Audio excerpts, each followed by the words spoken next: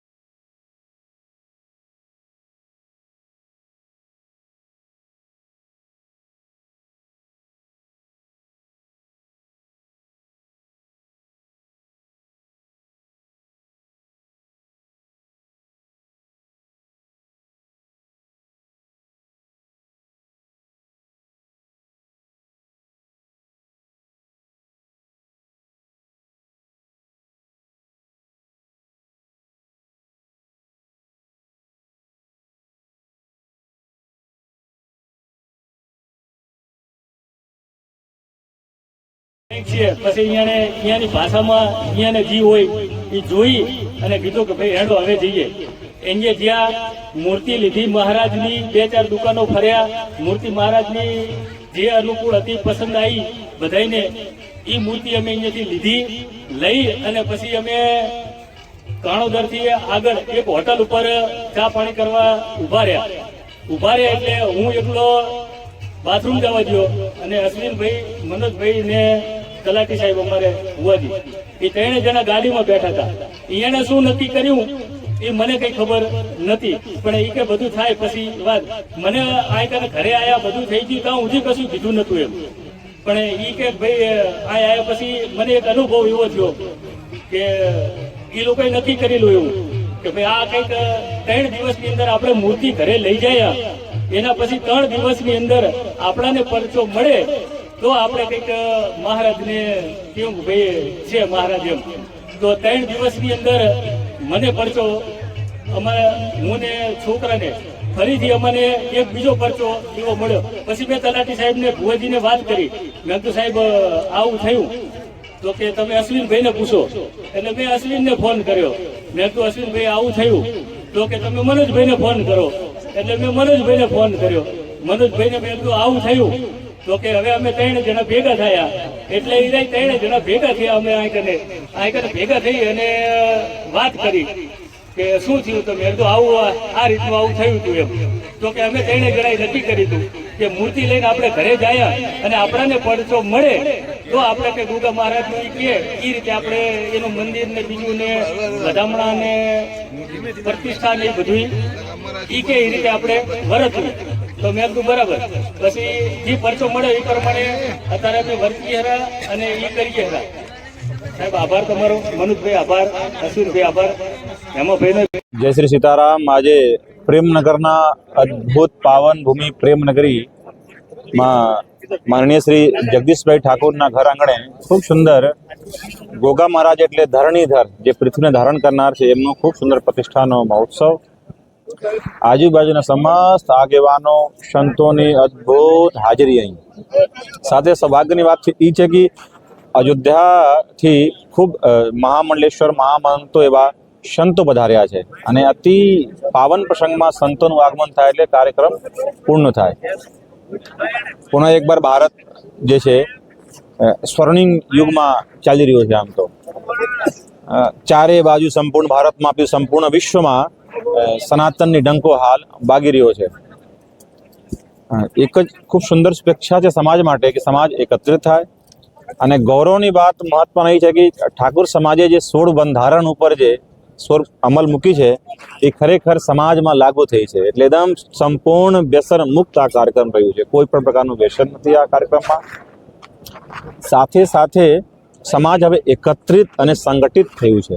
સંઘે શક્તિ કલયુગે, એકતામાં મહાન શક્તિ છે. અમારા બંધુઓથી ખૂબ એવા સુંદર આશીર્વાદ છે. આ સમાજ ઉત્તરોત્તર વૃદ્ધિ કરે, શિક્ષણમાં ક્ષેત્રમાં આગળ વધે. જે કુટુંબો હતી એ બધું હવે દૂર થઈ ગઈ છે. માનનીય સાંસદ શ્રી ગેનીબેન ઠાકોરનું અંદરથી ખૂબ ખૂબ આશીર્વાદ આપીએ એવું સુંદર આયોજન કર્યું છે ને સમાજ એક તાંતણે હાલ બંધાઈ ગયું છે અને બધા સંપૂર્ણ બંધારણનું પાલન કરે છે. બધાને જય સીતારામ, જય સિયારામ, જય સિયારામ. આજે પ્રેમનગર ખાતે અમારે ગોગા મહારાજની ચલિત પ્રાણ પ્રતિષ્ઠા મહોત્સવ કર્યો હતો. એના અંદર મારા સન્માનને માન આલી અને યુવાન મિત્રો, વડીલો, આગેવાનો, અમારે મોટાભાઈ રાજકીય આગેવાનો જે વધાર્યા એ બદલ સૌનો ખૂબ ખૂબ આભાર માનું છું. અને આવનાર સમયની અંદર પણ આટલું જ અમારા કુટુંબને જે માન સન્માન મળ્યું છે અને મળતું રહે એવી આશા રાખું છું. મોટી સંખ્યામાં સાધુ સંતો તમામ પક્ષના કાર્યકર્તાઓ ઉપસ્થિત રહ્યા. શું કહેવા માંગુ? ગોગા મહારાજની પ્રતિષ્ઠાની અંદર બંધવડથી સંજીવનીદાસ બાપુ, કોનેજથી રામદાસ બાપુ અને મોટી સંખ્યામાં સંતો આગેવાનો વધાર્યા. એ આશીર્વાદ આલ્યા અમને, એમનો પણ આભાર માનું છું. બોલો ગોગા મહારાજની જય. મારા વાલુભાઈ જગદીશભાઈ આ સારું કાર્યક્રમ કર્યો, બધાનું માન સન્માન કર્યું. એ ખૂબ આનંદની વાત છે અને ભગવાન એમને ખૂબ સફળતા આપે અને આગળ વધે એવી માતાજીને પ્રાર્થના કરું છું.